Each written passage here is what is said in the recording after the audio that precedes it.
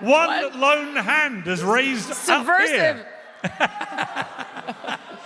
Actually, that is one more than I expected, I have to be honest. Really? Fuck no. Sorry. We are uncensored, but oh my God, the idea there's any comparison between Diana, who was the biggest star in the world. The chaos kicked off just like every Meghan-related media storm does, with a whisper, a rumor, a small spark on social media. But then boom, a full-blown explosion hits the internet, and suddenly, the world's spinning again. This time, though, the blast wasn't just loud, it was seismic. Because Piers didn't just run his mouth, he unleashed a hidden interview that had never been aired, never mentioned, and never leaked until now. And Meghan, when their behavior became obnoxious, self-serving, and rankly hypocritical. And trust me, this lost footage doesn't just shade Meghan Markle, it sets everything ablaze. The second that clip hit the timeline, Meghan reportedly lost it. One insider even said, she didn't just go nuts, she detonated. You could almost feel the tension rippling through Hollywood and the royal watchers' circles. So let's back it up for a second. How did it all spiral into this madness? It started when Piers hinted on X that he was digging through his personal archives, saying he'd found some uncleared palace interviews. Everyone brushed it off. Just another day of royal gossip, right? Maybe some unseen footage or playful chatter. But nope, what he dropped was way more dangerous. The footage looked old, grainy, with a visible timestamp that screamed authenticity. Piers sat across from someone whose face was blurred and voice distorted. You'd think it was just a random insider, until the voice sharpened. Then came the line, the one that made Meghan's team scramble into crisis mode. That there was a decision taken by the palace to stop Archie being a prince based on his potential skin color. She always said her plan was bigger than Harry, much bigger. And that's when everything started to explode. That was it. 6 little words. 6 words that sent the entire internet into a meltdown. Instantly, royal detectives, YouTube commentators, gossip columnists, and self-proclaimed body language experts went absolutely feral. Theories started flooding in like wildfire. Who was the mystery voice? A palace insider? A former staffer? Maybe someone who'd seen Meghan's rise up close? Then Piers dropped the bombshell line. This was part of an interview we were never allowed to air. And just like that, the whole thing went from juicy to a Category 5 media storm. Within minutes, hashtags were trending everywhere. Me at 2.0, Piers vs Meghan, bigger than Harry. TikTok detectives were analyzing waveforms, Reddit threads were zooming in on audio frequencies, and YouTubers were replaying the clip frame by frame. Some said they recognized the tone, others claimed it could only be one of 3 people. Of the royal family or the monarchy, given that 2 of our most famous young royals have waged a 3-year war on the institution. All names Meghan definitely didn't want trending by lunch. By afternoon, memes took over. By evening, reaction videos were racking up millions of views. And by nightfall, it hit the mainstream news cycle. Boom! But while the internet was feasting, insiders say Meghan's world was crumbling behind closed doors. This wasn't frustration. It was a volcanic eruption. Sources claimed she was pacing, shouting, demanding answers. And honestly, who could blame her? Because that clip didn't just embarrass her, it shattered the polished image she'd built for years. The whole humble royal newcomer with pure intentions narrative, gone in seconds. That 6-word bomb turned her royal fairy tale into a PR nightmare, and Meghan knew it. Oh really? That sounds suspicious, doesn't it? According to insiders, the second Meghan saw that clip, she went into full lockdown mode. She immediately summoned her inner circle. With the media, everything that she does, they basically lambast the whole thing. PR, legal, crisis management, communications, the whole crew. Phones lit up, screens glowed, everyone talking over each other like they were planning an emergency evacuation. Reportedly, Meghan snapped, "We need to shut this down. We need to shut him down." But here's the problem. Piers Morgan lives for this chaos. Drama isn't his weakness, it's his oxygen. And the moment Meghan flinched, he pounced even harder. That same evening, he posted a single line that set the internet on fire. There's much more where that came from. That's all it took. Meghan's camp went into top-level panic. Lawyers started firing off letters. Advisors were speed-dialing every major network. PR managers were spinning stories like their lives depended on it. And the palace? Silent. Not a single public word. Oh, really? That feels odd to me. But behind those royal stone walls, they were definitely watching. Quietly, carefully, maybe even with popcorn in hand. Because here's the thing. The monarchy doesn't forget, doesn't forgive, and definitely doesn't miss a chance to let someone bury themselves, especially if they've already handed over the shovel. Meanwhile, journalists were on the hunt. Everyone wanted to know, who was the mystery voice? Was it a palace staffer Meghan once clashed with? A former friend? Someone from Suits? Maybe an ex-publicist? But then came the theory that sent Meghan's stress through the roof, that it was someone she'd cut off right after meeting Harry. Whispers started circulating that the voice belonged to someone who'd seen it all. Those early transition months when Meghan was still figuring out how to balance fame, ambition, and royal protocol. And if that's true, this whole thing just got a lot messier. Someone who saw the whole blueprint early, someone who knew the plan before it ever played out, someone who remembered. As the speculation went wild online, Piers just kept teasing more audio, more never-before-heard context, more stories that, according to him, were buried by palace orders. Every new post felt like another spark tossed into a room full of gasoline. But here's the real shocker. The issue wasn't that someone accused Meghan of being ambitious. Everyone already knew she was driven. The bombshell was that a credible insider had said it on tape to a major broadcaster, and that the clip had been deliberately buried. Very complicated relationship with social media, as you can probably imagine. That changed everything. Meghan's lawyers reportedly went into overdrive, combing through old contracts, NDAs, and broadcast agreements, trying to find out who signed off on what, how the footage resurfaced, and whether they could legally force Piers to delete it. But the internet, it's the final boss, and nobody beats it. Once something drops, it's everywhere. Screenshots, screen recordings, re-uploads, you can't stop the flood. And Meghan knew, deep down, that she'd lost control of the story again. This time, people weren't debating whether the claim was true. They were asking a darker question.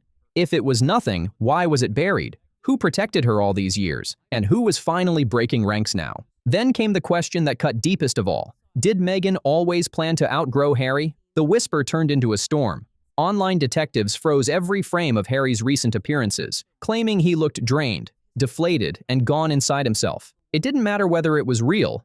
It looked real. And in the media world, that's even worse. Meanwhile, Piers was thriving. Okay. This is a 2-hour trash-a-thon of our royal family, of the monarchy, of everything the Queen has worked so hard for, and it's all been done. He was on air smirking, sipping tea, tossing out lines like, "You think that's the only recording? You think she told everyone the whole truth?" It was peak Piers, messy, petty, and pure entertainment for the masses. But for Meghan, this wasn't gossip anymore. This was war. And she wasn't just fighting Piers. She was fighting for her entire image. She wasn't just fighting Piers anymore. She was battling everyone. Public perception, the palace's cold silence, Harry's strained patience, and, worst of all, the creeping suspicion that someone from her own circle had flipped. The chaos around her wasn't settling. It was building, and fast. One thing became crystal clear. This wasn't the ending. It was just the opening act, because then came the next explosion, and it was nuclear. The internet didn't just guess who the mystery voice was. It found them. Late one night, a small TikTok account with barely 3,000 followers dropped a side-by-side comparison. The blurred audio versus a clip from an old interview panel. Same breath pattern, same subtle inhale, same way of punching the last word in every sentence. The resemblance was undeniable. Within an hour, voice analysis accounts jumped in. Within 2, X, Twitter, had synced waveforms and posted overlays. And by the 3rd hour, Britain calls it that. Meghan Markle. You know, she got lucky, met her prince, dragged him out of the bosom of his family, dragged him away from the monarchy. the name was everywhere. It wasn't some distant acquaintance or minor royal commentator. No, this was someone who had known Meghan before the palace, before the fairy tale, before the global brand. Someone who'd helped shape her early public image, guided her career moves, and seen firsthand how calculated each step really was. A person who'd been right there during her transition from Hollywood actress to royal hopeful. That's why when their identity leaked, the internet erupted. Because if this insider was talking now, it meant something dangerous. The old guard was officially breaking ranks. Meghan understood the signal instantly.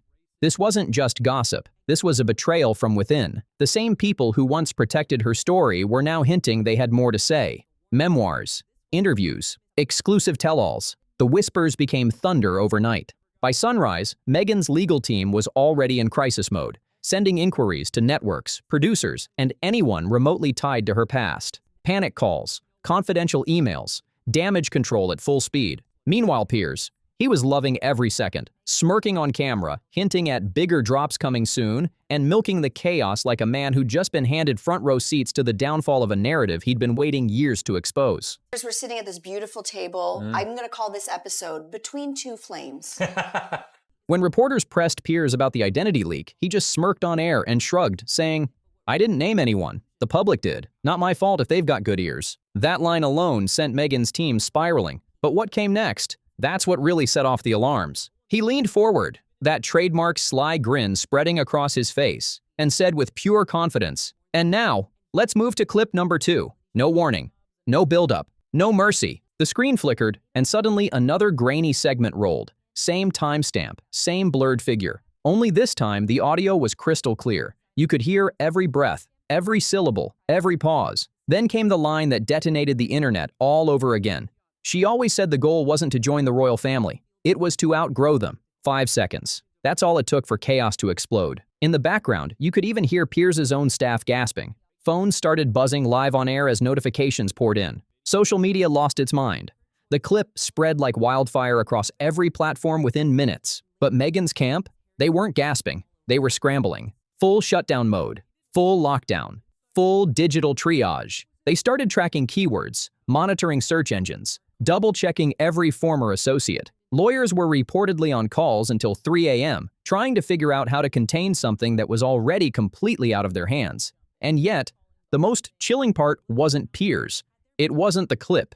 It was the silence. The palace said nothing. Not a single word. No sources close to the royals. No calming statements. No subtle PR whispers.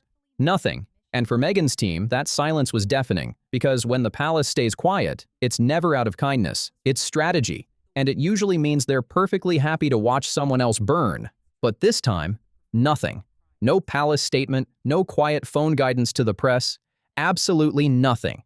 Which meant one terrifying thing. They weren't stepping in to protect anyone, or worse. And this was the thought haunting Meghan through every frantic late-night call. Maybe the palace already knew what else was on those tapes. Because if this insider had leaked 2 explosive clips, who's to say there weren't 20 more waiting to drop? And Piers? He understood the game perfectly. Timing was his weapon. As the media frenzy grew, morning talk shows picked it up. Debates erupted across networks. Even outlets that had always treated Meghan gently began distancing themselves, wording their coverage carefully, like they could already feel which way the wind was blowing. Commentators zoomed in on that haunting phrase, "outgrow them." What did it really mean? Was it simple ambition, quiet resentment, a power move, a strategy, or worse, a long-term blueprint? Theories spun faster than ever, and journalists wasted no time digging into the insider's history with Meghan. Was there a fallout, a money dispute, some unfinished business? Then, out of nowhere, Trevor Engelson, Meghan's ex-husband, started trending again. Not because he said anything, but because internet sleuths noticed something strange. He'd suddenly turned off his Instagram comments right when Piers dropped that second clip. Minutes later, he went completely offline. And if Meghan had been spiraling before, that moment sent her into overdrive, because she knows exactly how much Trevor could reveal if he ever decided to talk. He'd been there from the beginning, when the ambition first sparked, when the brand building started, when the image was still being shaped. And Meghan knows the world would eat up every word if he ever broke his silence. Multiple insiders confirmed her team reached out to him immediately. And no, it wasn't a friendly, "hope you're doing well" call. This was business. Pure damage control. Urgent, cold, and calculated. Because if one insider had already flipped, who might be next? And Piers, ever the hunter, could smell the fear. Like a shark catching blood in the water, he closed in, ready to strike again. Piers came back on air with his most chilling tease yet. He leaned in close to the camera, gave that sly grin and said, "We haven't even gotten to the real part of the interview." Instantly, the internet froze. If what we'd already seen was just the warm-up, what could possibly be hiding in the rest of that footage? Meanwhile, Meghan's entire PR machine was imploding. Phones were lighting up, frantic messages flying between advisors, and legal teams working overtime. Every outlet was being called, every article challenged, but even her most loyal media allies hesitated. Nobody wanted to defend someone when they didn't know what kind of bombshell was about to drop next. By the next afternoon, the scene outside Meghan's Montecito home looked straight out of a thriller. Reporters spotted security pacing the gates, luxury cars pulling in and out, lawyers rushing through the doors, and lights glowing from every window deep into the night. Inside, a high-stakes crisis meeting was underway with one terrifying question echoing through the room. How do you fight a ghost from the past when the whole world is waiting for it to speak? The clip wasn't just damaging, it was destabilizing. Because if that insider was telling the truth, if Meghan really did plan to outgrow the monarchy from the start, then her entire story, the innocent newcomer, the misunderstood duchess, the victim of the system, began to crack.